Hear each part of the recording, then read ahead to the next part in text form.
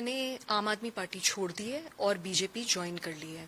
2006 से मैं अरविंद केजरीवाल जी के साथ काम कर रही हूँ। अपना घर छोड़ा, 7 साल झुग्गियों में रही, नौकरी छोड़ी और हर आंदोलन में मैंने उनका बढ़ चढ़ के साथ दिया।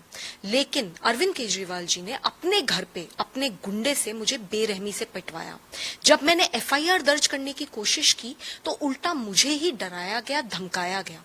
2 साल से मुझ पे हर संभव दबाव बनाया गया है उनके द्वारा कि मैं अपना केस वापस ले लूं, लेकिन मैं नहीं झुकी। इसके चलते मुझे 2 साल से पार्टी के द्वारा 1 मिनट का समय भी नहीं दिया गया है संसद में अपनी बात रखने का। मैं ये मानती हूं कि अरविंद केजरीवाल एक निहायती महिला विरोधी इंसान है। आज आम आदमी पार्टी और अरविंद केजरीवाल पूरे देश में झूठ, भ्रष्टाचार और गुंडागर्दी के लिए जाने जा रहे हैं। जब से दिल्ली से ये लोग हारे हैं, तब से अरविंद केजरीवाल और उनकी पूरी कोठरी जाके पंजाब में बैठ गई है और पंजाब सरकार रिमोट कंट्रोल से चला रहे हैं। आज अरविंद केजरीवाल अपनी पर्सनल अय्याशी के लिए पंजाब सरकार को एक पर्सनल एटीएम बना चुके हैं। पूरे पंजाब में सैंड माइनिंग धड़ल्ले से चरम सीमा पे हो रही है। ड्रग्स धड़ल्ले से यूज किए जा रहे हैं और इस सब में ये जो सरकार चल रही है उसका सीधा सीधा श्रेय है। भ्रष्टाचार में पूरी तरीके से लुप्त हो चुके हैं।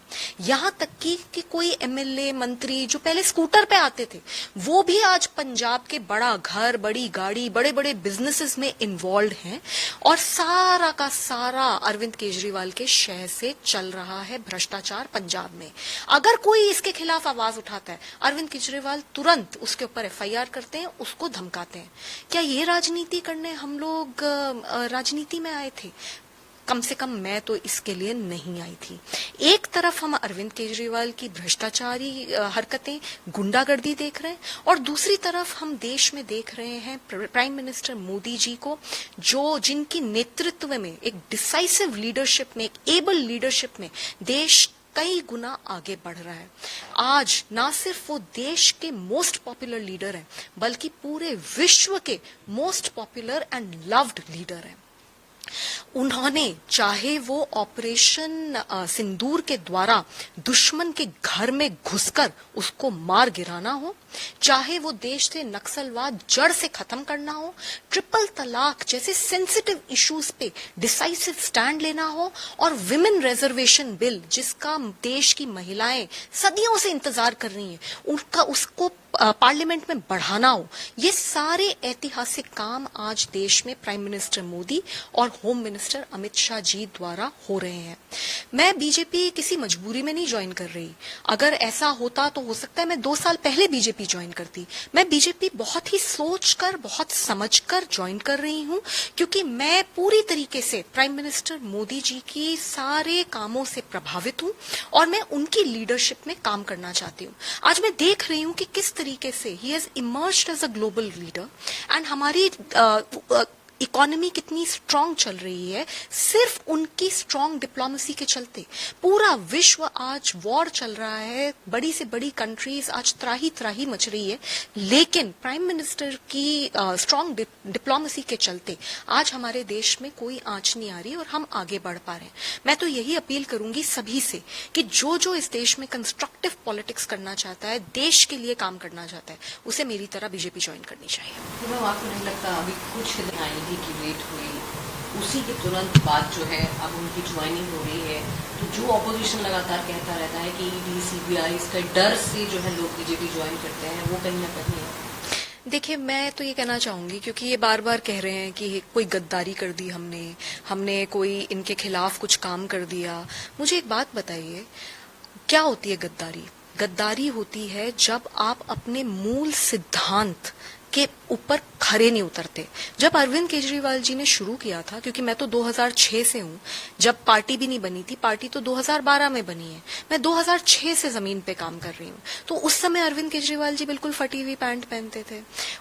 उस समय उनका हालत ये होती थी कि एक वो 2 रुपए का पेन लेके घूमते थे और बड़ी बड़ी बातें करते थे। पूरे देश उनसे प्रभावित था कि भाई he is a common man, ये जब पार्लियामेंट में जाएंगे, ये जब लेजिस्लेटिव असेंबली में जाएंगे तो कुछ बदलाव होगा। होगा। क्या बदलाव हुआ?